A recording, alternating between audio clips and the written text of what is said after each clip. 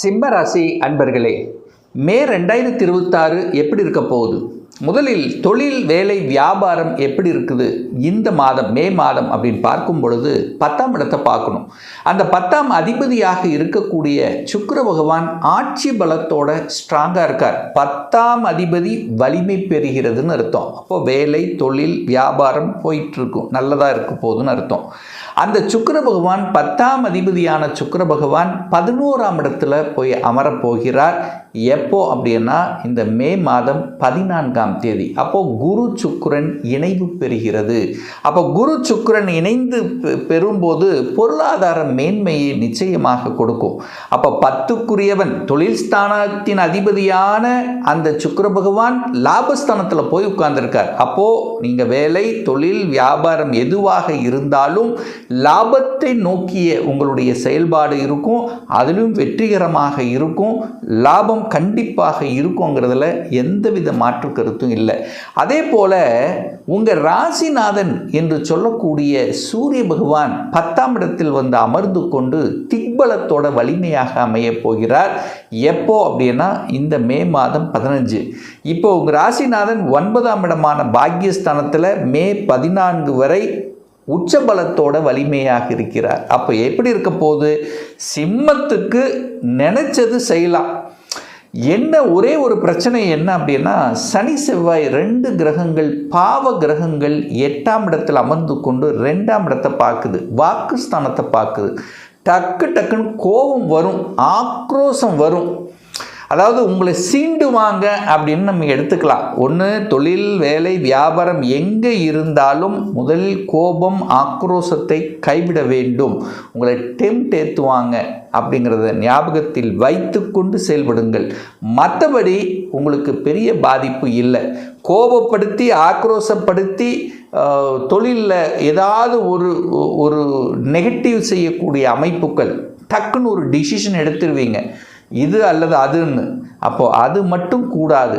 அதே சமயத்தில் வேலையிலையும் பாருங்கள், ஏதாவது உங்களை கோபப்படுத்தி டென்ஷன் படுத்தினா வேலையை டக்குன்னு விட்டுட்டு வெளியில் வந்துடலாம் அப்படிங்கிற எண்ணத்தை கொடுக்கும்.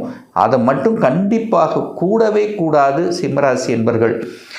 ஏன்னா இந்த சிம்மராசி என்பர்களுக்கு இப்போது அஷ்டம சனி நடந்துட்டுருக்கு. அஷ்டம சனி நடக்கும்போது கண்டிப்பாக உங்கள் மனசு, எண்ணம், செயல், சிந்தனைகளில் ஏதாவது ஒரு வகையில் தடுமாற்றத்தையும், எதையாவது நினைத்து கொண்டு ஒரு வருத்தத்தையும், அது நடக்கலை, இது நடக்கலை, பணம் போய் அங்கே நின்றுச்சு, தொழில் சரியாக நடக்கலை, எதையாவது ஒன்று நினைத்து கொண்டு புலம்பிக் கொண்டு இருக்கக்கூடிய தன்மையை நிச்சயமாக அது கொடுக்கும். பட் அதுக்குள்ளே போக வேண்டாம். நெகட்டிவ் என்று உங்கள் மனசு எது படுகிறதோ அதுக்குள்ளே போகாதீங்கன்னு தான் சொல்கிறேன். மற்றபடி இந்த மே மாதம் உங்களுக்கு தொழில் ரீதியில், வேலை ரீதியில், உத்தியோக ரீதியில் நல்ல மாற்றத்தையும் முன்னேற்றத்தை கொடுக்கக்கூடிய ஒரு மாதமாகத்தான் அமைகிறது. ஏன்னா 9, 10, 11 9ஆம் அதிபதியாக இருக்கக்கூடிய செவ்வாய் பகவான், பாக்யாதிபதியாக இருக்கக்கூடிய செவ்வாய் பகவான் இந்த மே மாதம் 11ஆம் தேதி ஆட்சி பலத்தோட ஸ்ட்ராங்காக உட்கார்ந்துருக்கார். ஏன்னா இந்த சிம்மத்துக்கு ராஜயோகாதிபதியான செவ்வாய் பகவான் பாக்யஸ்தானத்தில் ஆட்சி பெற்று அமைவதும், உங்கள் ராசிநாதன் 10ஆம் இடத்துல போய் அமர்ந்து கொண்டு திக்பலத்தோட வலிமையாக இருப்பதும், 10ஆம் அதிபதியாக இருக்கக்கூடிய சுக்கிர பகவான் குருவோடு சேர்ந்து 11ஆம் இடமான லாபஸ்தானத்தில் இருக்கிறது ஒரு அற்புதமான ஒரு அமைப்பு. நல்ல செய்திகள் எந்த அளவுக்கு ஒரு வலி கொடுக்குது, ஒரு வேதனை கொடுக்குதுன்னாலும் பொருளாதார ரீதியில் உயர்வை கொடுக்கக்கூடிய ஒரு நல்ல மாதம் இந்த சிம்மராசி அன்பர்களுக்கு அப்படின்னு எடுத்துக்கலாம். ஒரே விஷயம் என்னன்னா, சனி பகவான் அஷ்டமஸ்தானத்திலிருந்து 2ஆம் இடத்தை பார்க்குறார். குடும்பத்தில் சண்டை சச்சரவுகள் கண்டிப்பாக கூடாது, விட்டு கொடுத்து போகணும். கண்டிப்பாக குடும்பத்தில் கணவன் மனைவிக்குள்ளே நீங்கள் என்னதான் நல்லது செஞ்சாலும் ஒரு சின்ன கருத்து வேறுபாடு, சின்ன சண்டை வராமல், உங்கள் மனசில் சின்ன ஒரு காயப்படுத்தாமல் இருக்கவே இருக்காது. கண்டிப்பாக அது நடந்திருக்கும். அதில் எந்தவித மாற்று கருத்து இல்லை. எதையாவது நினச்சி குடும்பத்தில், வாக்கு விஷயத்தில், பண விஷயத்தில் ஏதாவது ஒரு இக்கணை வைக்காமல் கண்டிப்பாக சிம்மத்துக்கு இருக்காது. அது அந்த விஷயத்தில் மட்டும் கவனமாக இருக்கணும். கணவன் மனைவி விட்டு கொடுக்கணும். 3ஆம் நபர்கள் விஷயத்தில் கவனமாக செயல்படணும்.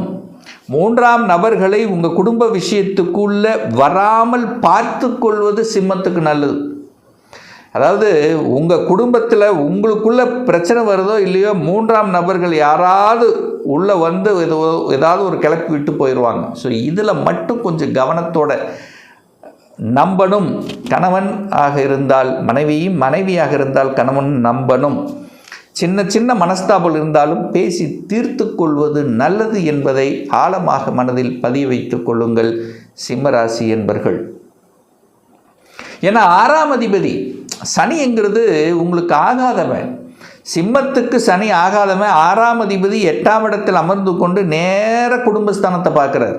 குடும்பஸ்தானத்தை பார்க்குறார், வாக்குஸ்தானத்தை பார்க்குது, பணஸ்தானத்தை பார்க்குது, நேர 10ஆம் இடமான தொழில் ஸ்தானத்தை பார்க்குறார்.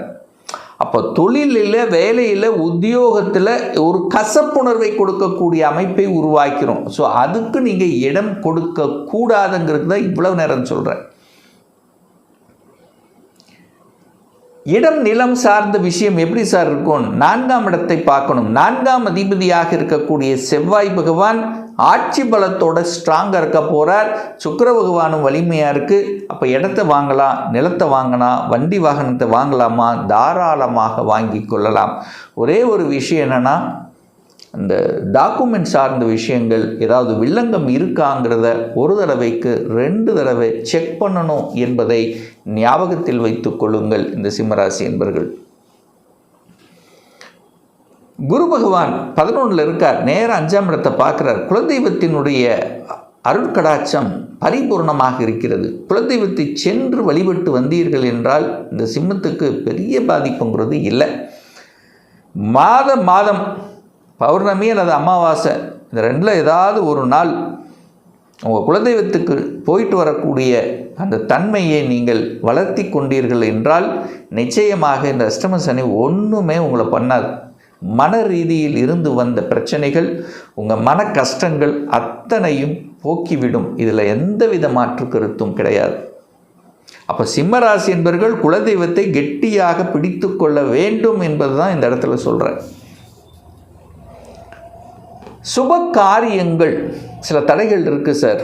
கண்டிப்பாக சில தடைகள், தாமதங்கள் இருக்கும். அஷ்டம சனி காலத்தில் ஏதாவது ஒரு தொந்தரவு நடக்கும். ஆனால் தடைகள் தாமதம் தான் இருக்குமே ஒழிய திருமணம் நடக்காது அப்படிங்கிற அமைப்புங்கிறது எல்லாம் இல்லை. திருமணம் தங்கு தடை இல்லாமல் நடக்கும்.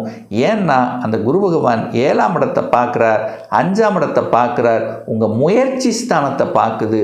அப்போது இந்த மாதம் யோகாதிபதியான செவ்வாய் 9ஆம் இடத்தில் வந்து இருக்கக்கூடிய இந்த மே மாதம் 11ஆம் தேதிக்கு அப்புறம் திருமண விஷயங்கள், சுப காரியங்கள் சம்பந்தப்பட்ட விஷயங்கள் எல்லாமே நல்லபடியாக நடக்கும். 6க்குரியவன் 8ல் போய் இருக்கிறதுனால ஹெல்த்தை கொஞ்சம் கேர் எடுத்துக்கொள்ளணும். சிம்ம ராசி என்பவர்கள் கண்டிப்பாக உங்களுடைய ஹெல்த் விஷயத்தில் அக்கறை எடுத்துக்கணும். அதே சமயத்தில் பார்த்திங்கன்னா கடன் விஷயத்திலும் கவனமாக இருக்கணும். கடன் எங்கே கேட்டாலும் கடன் கொடுக்குறாங்கிறதுக்காக கடனை வளர்த்திடக்கூடாது. கடன் வளர்க்கக்கூடிய தன்மை கொடுக்கறதுனால ஹெல்த் விஷயத்திலும் கடன் விஷயத்திலும் எதிர்ப்பு, பகை, வம்பு, வழக்கு சம்பந்தப்பட்ட எந்த ஒரு நெகட்டிவ் விஷயத்துக்குள்ளே போகக்கூடாது அப்படிங்கிறத ஆழமாக மனதில் பதிய வைத்து கொள்ளுங்கள். ஏன்னா 6ஆம் அதிபதி 8ல் உட்கார்ந்துருக்கார். தனக்கு 3ஆம் இடம் என்று சொல்லக்கூடிய வளர்ச்சி ஸ்தானத்தில் உட்கார்ந்துருக்கு. அப்போ ஈஸியாக கடனை உருவாக்கிறோம், ஈஸியாக வம்பு வழக்கை கொடுத்து விடும், ஈஸியாக அதாவது ஹெல்த் விஷயத்திலும் அக்கறை எடுக்கணும் அப்படிங்கிறத ஞாபகத்தில் வைத்து கொள்ளுங்கள். சார், வெளியூர் வெளி மாநிலம் செல்லக்கூடிய தன்மை இருக்கா? கண்டிப்பாக உண்டு. இந்த மே மாத இறுதியிலிருந்து நீங்கள் ஆசைப்பட்ட வெளியூர் வெளி மாநிலம் அந்நிய தேசம் சென்று வரக்கூடிய யோகங்கள் மிகுதியாக தென்படுகிறது. மே மாதம் இறுதியில், அதுவும் குறிப்பாக குரு பெயர்ச்சி அடைந்த பிறகு உங்களுக்கு அந்த வெளிமாநில வெளிநாட்டு தடை நிவர்த்தியாகிறது. அப்போ வெளிமாநில ஒப்பந்தங்கள் கிடைக்கக்கூடிய தன்மை, வெளிநாட்டில் போய் வேலை பார்க்கக்கூடிய தன்மை, ஸோ இந்த மாதிரியான ஆப்பர்ச்சுனிட்டிகள் கண்டிப்பாக தேடி வரும் இந்த சிம்மராசி அன்பர்களுக்கு. ஆக மொத்தம் இந்த மே மாதம் 9, 10, 11 வலிமையாக இருக்கிறதுனால பொருளாதார விஷயங்கள் ஸ்ட்ராங்காக இருக்க போகுது. வேலை உத்தியோகம் நல்லா இருக்க போது, நீங்கள் கோபப்பட்டு கெடுத்துக்கக்கூடாது அப்படிங்கிறத மைண்டில் வச்சுக்கோங்க. கடன் விஷயத்துக்குள்ளே அதிகமாக கடன் தன்னுடைய கெப்பாசிட்டிக்குள்ளே போகக்கூடாது. வாக்கு சரியான முறையில் பிரயோகிக்கணும். இதை மட்டும் வைத்து கொண்டாலே போதும், இனிமையாக கிடக்கும். நல்ல செய்திகள், ஏன்னா பாக்யாதிபதி ஆட்சி பலம் அடைய போகிறார் அல்லவா, சுக்கிரனும் குரு இணைய போகிறது அல்லவா, அப்போது நிச்சயமாக நல்ல செய்திகளை, நல்ல குட் நியூஸ் கொடுக்கக்கூடிய, நல்ல ஒரு இன்ப அதிர்ச்சி தரக்கூடிய ஒரு நல்ல விஷயங்கள் நடக்கக்கூடிய ஒரு மாதமாக இந்த சிம்மத்துக்கு அமையும் என்று சொன்னால் அது மிகையாகாது. இன்னும் ஒரு துல்லிய பலன் உங்களை பற்றி தெரிஞ்சுக்கணும், ஒரு பர்சனல் ரீடிங்ஸ் எடுத்துக்கணும், ஒரு கன்சல்டேஷன் எடுத்துக்கணும் என்று விருப்பப்படக்கூடிய அன்பர்கள் டிஸ்பிளே தெரியக்கூடிய நம்பருக்கு வாட்ஸ்அப் மூலியமாகவோ ஃபோன் கால் மூலியமாகவோ தொடர்பு கொண்டு அப்பாயின்மெண்ட் பெற்றுக்கொண்டு நேரடியாகவோ அல்லது ஆன்லைன் மூலமாகவோ கன்சல்டேஷன் எடுத்துக்கலாம். நம்மளுடைய அலுவலகம் கோயம்புத்தூரில் அமைந்துள்ளது. அதாவது கோயம்புத்தூரிலிருந்து மேட்டுப்பாளையம் செல்லும் வழியில் வெள்ளக்கிணர் பிரிவு அன்னபூர்ணா ஹோட்டலுக்கு அருகில் அமைந்துள்ளது. பிரியர் அப்பாயின்மெண்ட் பெற்றுக்கொண்டு நேரடியாக கன்சல்டேஷன் எடுத்துக்கலாம். நிச்சயமாக இந்த பதிவு ஏதாவது ஒரு ரூபத்தில் உங்களுக்கு யூஸ்ஃபுல்லாக இருக்குங்கிறதுல எந்தவித மாற்று கருத்தும் இல்லை. நம்முடைய சேனலை நீங்கள் ஃபஸ்ட்டு டைம் பார்ப்பவர்கள் என்றால் மறக்காமல் சப்ஸ்கிரைப் பண்ணிக்கிங்க. பக்கத்தில் இருக்கக்கூடிய பெல் பட்டன் மற்றும் ஆல் நோட்டிஃபிகேஷனை கிளிக் பண்ணும்போது நான் போடக்கூடிய அடுத்தடுத்த பதிவுகள் உங்களுடைய நோட்டிஃபிகேஷனில் வந்து சேரும். மீண்டும் ஒரு நல்ல பதிவில் உங்களை சந்திக்கும் வரை உங்களிடமிருந்து விடைபெறுவது உங்கள் அஸ்ட்ராலஜர் டாக்டர் சதீஷ்.